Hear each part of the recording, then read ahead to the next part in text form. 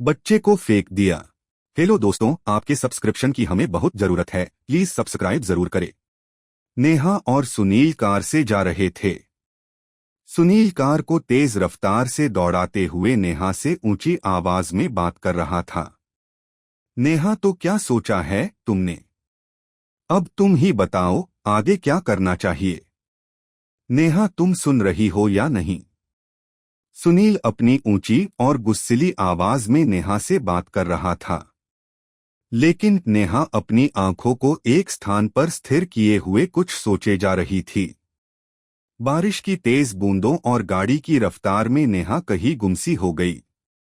नेहा की आंखों के सामने उसके पिता की वह बातें सामने आ रही थी जो शादी से पहले उससे कही थी। बेटा नेहा, लड़का अच्छा है, डॉक्टर है, गाड़ी है, बंगला है, नौकर चाकर। इस रिश्ते को ठुकराया तो समझ लो सारी खुशियां अग्निकुंड।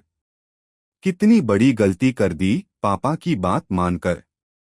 मुझे रुकना चाहिए था, सोचना चाहिए था। इस शादी से तो बेहतर होता कि मैं जिंदगी भर कुंवारी ही रह जाती।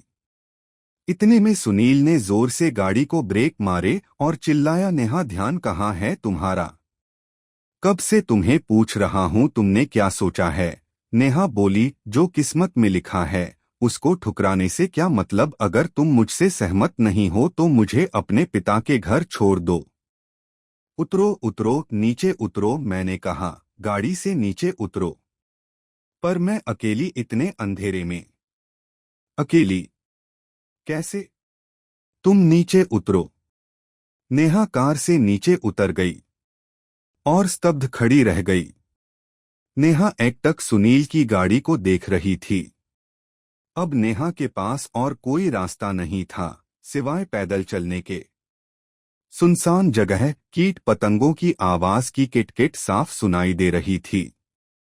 हल्की हल्की बारिश की बूंदें गिर रही थी। नेहा चुपचाप चलने लगी। कुछ 100-200 मीटर की दूरी पर नेहा एक पुल के ऊपर से गुजर रही थी जिसका पानी काफी तेज गति से बह रहा था। तभी नेहा को किसी छोटे बच्चे की रोने की आवाज सुनाई दी।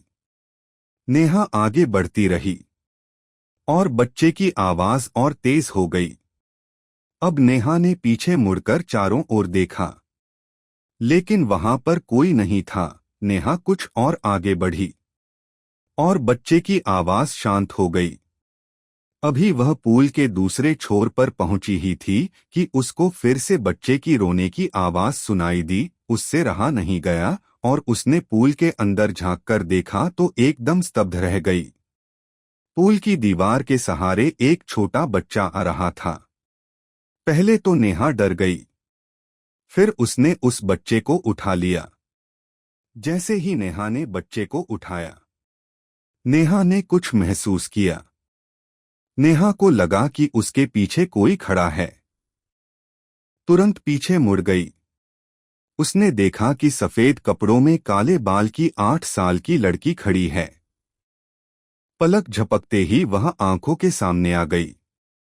अब नेहा की दिल की धड़कन बढ़ने लगी और छोटी लड़की बड़ी बड़ी आंखों से नेहा को एकटक देखे जा रही थी।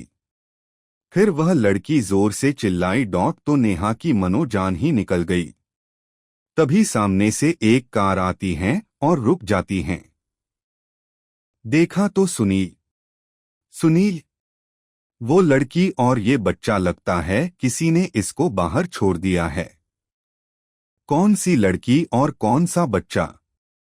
बच्चा कहाँ गया? अभी तो मेरे हाथ में था। तुम चुपचाप गाड़ी में बैठो। नेहा अभी भी डरी हुई थी और चुपचाप गाड़ी में बैठी गई। नेहा और सुनील दोनों घर पहुंच जाते हैं। सुनील की मां उसको डांटती हैं, तुम उसको बाहर क्यों छोड़कर क्यों आ गए?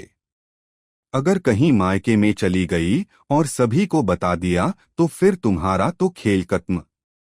सुनो सुनील, कल इसको अपने लेकर जाओ, इसका ऑपरेशन कर दो। तुम ठीक कहती हो मां, अब इसको पूछने से कोई मतलब नहीं। नेहा सो जाती हैं और जल्दी ही उसकी आंख लग जाती हैं। सुबह के 7 बजे। नेहा, नेहा उठो। 7 बज गए। अभी नाश्ता तैयार करो, मुझे देरी हो रही है। और तुम भी जल्दी से तैयार हो जाओ, तुम्हें भी चलना है। नेहा रसोई में सोचते सोचते नाश्ता बना रही थी। आज चौथी बार मेरा। नेहा नेहा जल्दी करो। नेहा और सुनील दोनों हॉस्पिटल पहुंचते हैं। तुम यहां बैठ जाओ।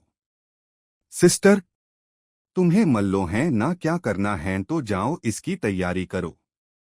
पर सर आपको तो डॉ लोकेश के साथ मीटिंग। अरे मैं तो भूल ही गया। ऐसा करो, तुम तैयारी करके रखना, मैं आते ही सब देख लूंगा।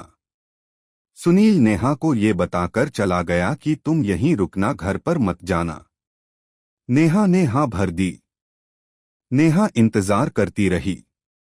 दोपहर हुई, शाम हुई, 8 बजे, 10 बजे नेहा सो गई। 10 बजे सुनील आया। नेहा चलो घर चलते हैं। बारिश हो रही थी। नेहा और सुनील उसी रास्ते से वापस घर लौटे हैं। उस पुल के पास अचानक से गाड़ी का टायर फट जाता है। सुनील उतरकर चेक करता है। नेहा गाड़ी का टायर फट गया है, तुम अंदर बैठो, मैं टायर बदल देता हूं। काफी देर हो गई थी, सुनील अभी नहीं आया था। नेहा ने उतरकर बाहर आई। नेहा जैसे ही कार से बाहर निकली उसको बच्चे की आवाज सुने दी। उसने पुल की तरफ मुड़कर देखा। उसको वही बच्चा आता हुआ दिखाई दिया। नेहा उसको देखे जा रही थी और उसको उठाने के लिए उसके सामने जा रही थी कि 1 से 2, 2 से 3, 3 से 4 ऐसे करते हुए 15 से 20 बच्चे हो गए। अब नेहा को डर लगने लगा। नेहा जैसे ही सुनील के पास जाने लगी, पीछे उसको वही लड़की दिखाई दी। नेहा के मुंह से चीख निकल गई। उसने जोर से पुकारा, सुनील सुनील, लेकिन कोई जवाब नहीं आया। उसने टायर के पास जाकर देखा तो सुनील की किसी ने एक लंबा सरिया से हत्या कर दी थी।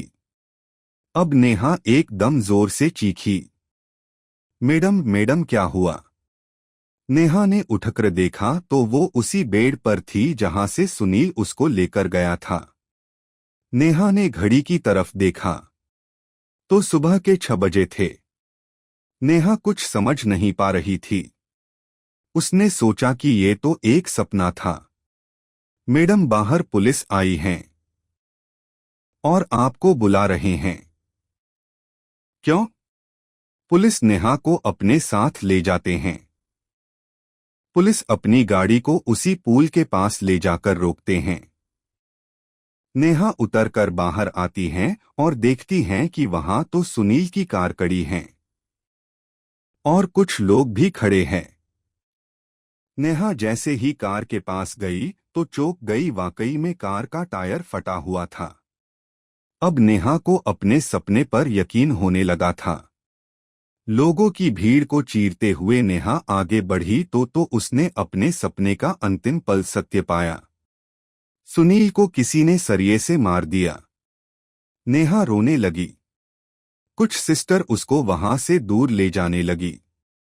नेहा को एक तरफ लेकर गए। तभी पीछे भीड़ से आवाज आती है, सुना है इसने बहुत से गर्भ को उजाड़ा है और उसको इस नाले में बहा दिया है। पता नहीं किस आत्मा की हाय लगी होगी। नेहा सोचने लगी कि इसमें से 3 तो मेरे ही हैं और चौथा भी हो जाता। नेहा को थोड़ा सुकून भी मिल रहा था। अब उसके बच्चे को इस दुनिया में आने से कोई नहीं रोक सकता। Please like, share and subscribe.